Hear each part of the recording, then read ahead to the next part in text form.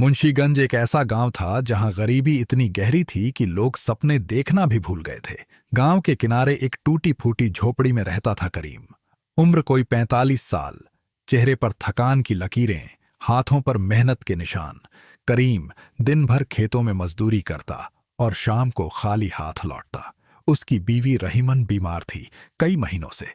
दवाई के पैसे नहीं थे, बच्चे भूखे सोते थे। करीम रात को छत की तरफ देखता और सोचता, या अल्लाह, कब बदलेगा यह वक्त।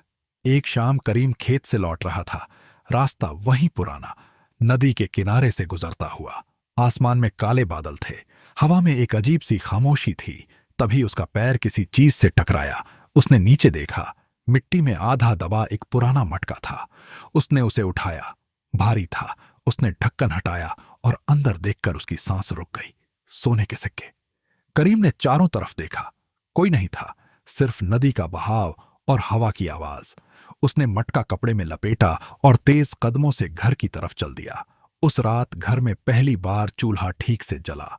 बच्चों ने पेट भर खाना खाया। रहीमन की दवाई आई। करीम ने सोचा, शायद अल्लाह ने सुन ली। लेकिन यह तो बस शुरुआत थी। अगले हफ्ते करीम को अपने दरवाजे पर एक थैला मिला, बंद था। अंदर फिर वही चांदी के गहने। उसके बाद एक रात उसे नींद में एक आवाज सुनाई दी, धीमी, भारी, जैसे किसी गहरी जगह से आ रही हो। करीम, तेरे घर के पिछवाड़े जा। करीम उठा। डर लग रहा था, लेकिन पैर खुद ब खुद चलने लगे। पिछवाड़े में एक पुराना पेड़ था। उसकी जड़ों के पास जमीन थोड़ी उखड़ी हुई थी। करीम ने हाथ से मिट्टी हटाई और वहां एक कपड़े में लिपटी दौलत मिली। करीम का दिल धड़का। ये क्या हो रहा है? गांव वालों ने देखा कि करीम की किस्मत रातों रात पलट गई है। नई झोपड़ी बन गई, बच्चे स्कूल जाने लगे, रहीमन की तबीयत सुधरने लगी। लोग पूछते, करीम भाई, अचानक इतना पैसा कहां से आया? करीम मुस्कुराता और कहता, अल्लाह का करम है। लेकिन करीम खुद जानता था कि यह सिर्फ अल्लाह का करम नहीं है, कुछ और था, कोई और था। एक रात करीम जाग रहा था, घर में सब सो चुके थे। तभी वही आवाज आई, पहले से ज्यादा करीब। करीम, खुश है तू? करीम की रीढ़ में सिहरन दौड़ गई। उसने कांपती आवाज में पूछा, कौन हो तुम? जवाब आया, जो तुझे दिखता नहीं, जो तुझे सुनाई देता है, जो तेरे घर की हर दीवार में समाया हुआ है। करीम ने तुरंत कलमा पढ़ा, लेकिन आवाज नहीं गई, बल्कि एक ठंडी हंसी गूंजी। डर मत, मैंने तुझे नुकसान नहीं पहुंचाया। मैंने तुझे दिया है और देता रहूंगा। लेकिन क्यों? करीम ने पूछा। क्योंकि मुझे भी कुछ चाहिए। करीम का गला सूख गया। क्या चाहिए तुम्हें? आवाज कुछ देर चुप रही, फिर बोली, अभी नहीं बताऊंगा, वक्त आने पर बताऊंगा। उस रात के बाद करीम को नींद नहीं आई। वो गांव के बुजुर्ग रहमत चाचा के पास गया। रहमत चाचा को इल्म था, जड़ी बूटी का, दुआओं का और उन चीजों का जो रात के अंधेरे में चलती हैं। करीम ने सब बताया। रहमत चाचा का चेहरा सुनते सुनते पीला पड़ गया। करीम, तूने जो मटका उठाया था वो किसी का रखा हुआ था, और जो आवाज रात को आती है वो जिन्न है, आला दर्जे का। जिन्न? करीम के हाथ कांपने लगे। हां, ये मुफ्त में कुछ नहीं देते, इनका कर्ज होता है, और जब ये मांगते हैं तो इनकार करने वाला नहीं बचता। तो मैं क्या करूं? रहमत चाचा ने आंखें बंद की। दौलत वापस कर, जो लिया है, जहां से मिला वहीं रखा, और दोबारा उस नदी के रास्ते मत जाना। करीम घर लौटा। उसने सारी दौलत इकट्ठी की, लेकिन जैसे ही उसने थैला उठाया, वही आवाज आई, इस बार गुस्से में, कहां जा रहा है करीम? करीम रुक गया, पैर जैसे जमीन से चिपक गए। यह दौलत मेरी नहीं है, मैं वापस करना चाहता हूं। ठंडी हंसी। वापस अब नहीं होगा। तूने खाया, तूने खर्च किया, तेरी बीवी ने दवाई ली, तेरे बच्चों ने खाना खाया। अब यह कर्ज तेरे ऊपर है करीम, और मेरा कर्ज खून से चुकता होता है। करीम की आंखों में आंसू आ गए। मैंने जानबूझकर नहीं किया, मुझे नहीं पता था। अनजान रहना भी बचाव नहीं है। उस रात घर में अजीब चीजें होने लगीं।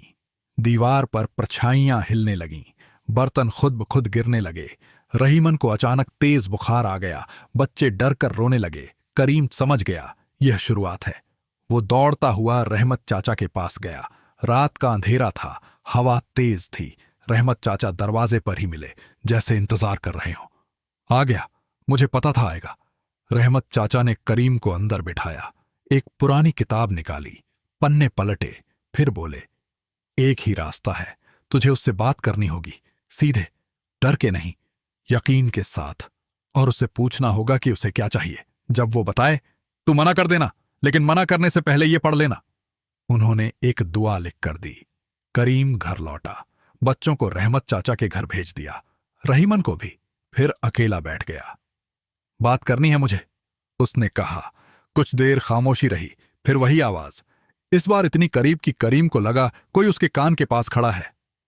बोल, तुम्हें क्या चाहिए, साफ साफ बताओ। तेरा बेटा, बड़ा वाला, मेरे साथ आएगा, बस एक रात, फिर लौट आएगा। करीम का खून जम गया। नहीं, सोच ले। नहीं। करीम ने दुआ पढ़ना शुरू किया। कमरे में अंधेरा गहरा हो गया, हवा बंद हो गई, एक भारी दबाव महसूस हुआ, जैसे कोई विशाल चीज करीम को कुचलने वाली हो। दीवारों पर परछाइयां तेज हो गईं। करीम की आवाज कांपी, लेकिन रुकी नहीं। वो पढ़ता रहा, पढ़ता रहा और पढ़ता रहा। अचानक एक चीख गूंजी। वो आवाज नहीं, कुछ और, जैसे कोई बहुत दूर से चिल्लाया हो, और आवाज धीरे धीरे छोटी होती गई। फिर खामोशी, पूरी खामोशी। करीम जमीन पर बैठ गया, सांस लेने की कोशिश की। हाथ अभी भी कांप रहे थे, लेकिन वो आवाज चली गई थी। सुबह रहमत चाचा आए। करीम को देखा, थका हुआ, टूटा हुआ, लेकिन जिंदा। हो गया? करीम ने सिर हिलाया। रहमत चाचा बैठ गए। करीम, जिन्न का कर्ज पैसे से नहीं चुकता, ईमान से चुकता है। तूने आज वो किया जो बहुत कम लोग कर पाते हैं। करीम ने खिड़की से बाहर देखा। सूरज निकल रहा था, गांव जाग रहा था। उसके घर की टूटी दीवारें वहीं थीं, गरीबी वहीं थी, लेकिन उसके बच्चे सही सलामत थे, और यही उसके लिए काफी था।